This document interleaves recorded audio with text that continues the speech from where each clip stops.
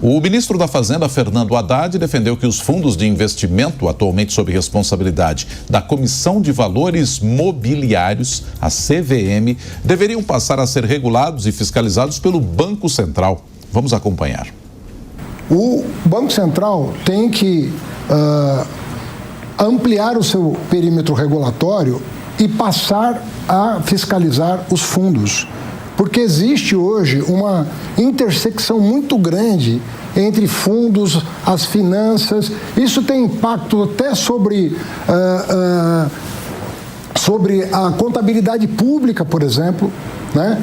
A conta remunerada, as compromissadas, tudo isso tem relação com a contabilidade pública, e o fato de que os fundos estão fora do perímetro regulatório do Banco Central, na minha opinião, esse fato deveria ser superado com uma nova regulação.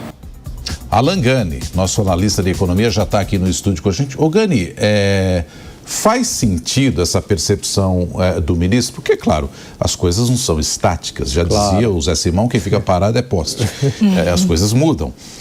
Mas, nesse caso, há essa necessidade de passar a fiscalização da CVM para o Banco Central desses fundos? Olha, eu vejo que a gente pode aperfeiçoar os instrumentos regulatórios da CVM ou ter uma dupla regulação que passe, sim, pelo Banco Central. Então, vamos entender como é que se dá essa regulação no sistema financeiro nacional.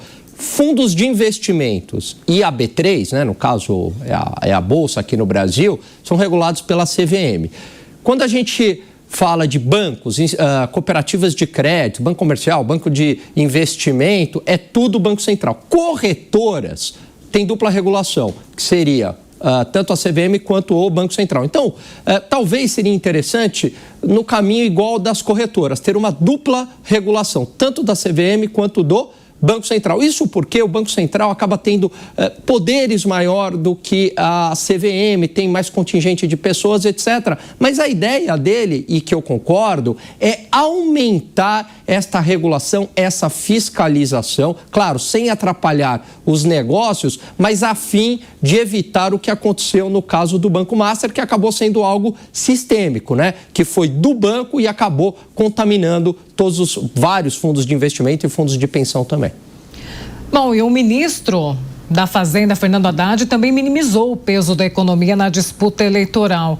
Ele disse não acreditar que o cenário econômico derrote o governo. Vamos acompanhar. Se você pegar as pesquisas de opinião, você vai verificar que a economia, no ranking das preocupações do brasileiro, ela foi perdendo lugar para outros temas. Eu não acredito que a economia vai derrotar o governo, e aí, fazendo coro com a tua avaliação, pode ser que não eleja o governo. Então, porque economia no mundo inteiro está sendo um elemento muito importante, mas não necessariamente o decisivo para ganhar ou perder uma eleição. É isso, Gani. Fernando Haddad disse que a economia vem perdendo lugar para outros temas e que não vai ser a economia que vai derrotar o governo nessas eleições. Acredita nisso? Olha só, eu vejo com ressalvas, Paula. Tem um estrategista famoso de campanha do Bill Clinton, né? Tem aquela famosa frase, economia estúpido, querendo dizer que no final das contas o que dita uma eleição, o resultado eleitoral é a economia. De fato, o maior problema do Brasil hoje, que mais incomoda a população brasileira, é a segurança pública. Mas isso não quer dizer que a economia não seja importante. É bastante relevante.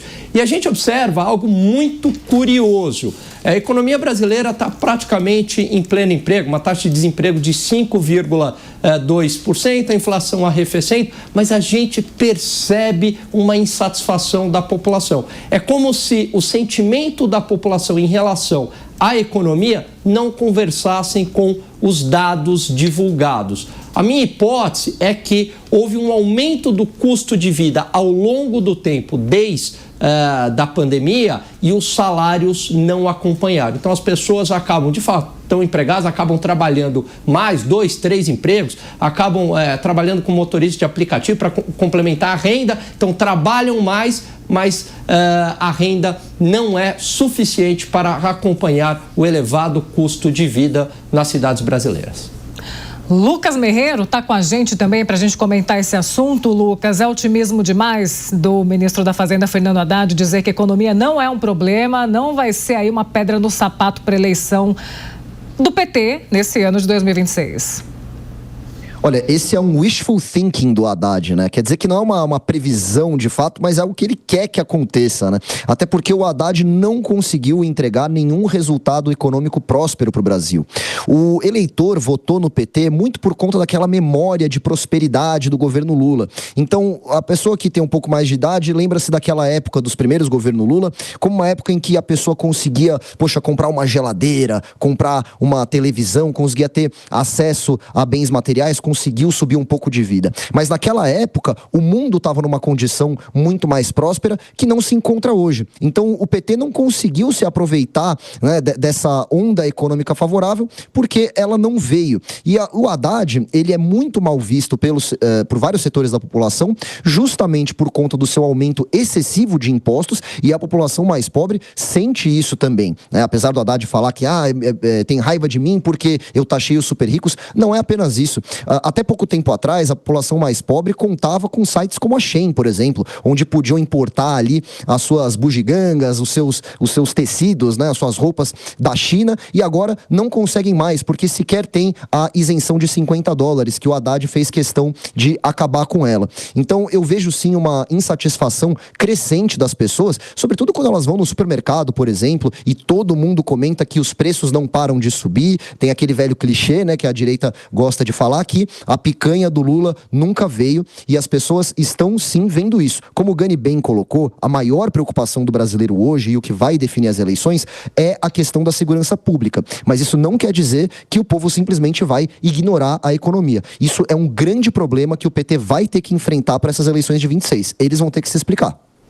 Acácio, saiu um pouco o peso dessa economia para essas eleições, e claro que a economia sempre tem peso, né? Vídeo o que está acontecendo no Irã lá começou a partir de um cenário econômico caótico do país. Como o Gani destacou, a gente está numa situação de quase pleno emprego, então talvez esse não seja o principal foco. O foco principal da sociedade hoje é na sua segurança. Esse peso econômico não será tão presente assim na eleição? A Haddad tem razão? Talvez pela primeira vez não seja o principal, mas o peso e a importância permanecem. Até porque, por mais que o Gani tenha dito diversas informações sobre os aspectos positivos, há um sentimento do mercado relacionado ao déficit fiscal. A economia é composta por alguns elementos, e mesmo que só um deles esteja ruim, este único elemento ruim já é capaz de desanimar o mercado e, obviamente, esfriar novos investimentos e impedir que o dinheiro circule ainda mais no nosso país. Então, é óbvio, o ministro cumpre o seu papel, ele tem que defender a própria política econômica. Mas nós sabemos, nós que vivemos o dia a dia do Brasil, nós que vamos às compras e nós que pagamos essa taxa de juros tão elevada, sabemos que o cenário não é tão positivo. A questão da segurança pública como principal pauta talvez afaste um pouquinho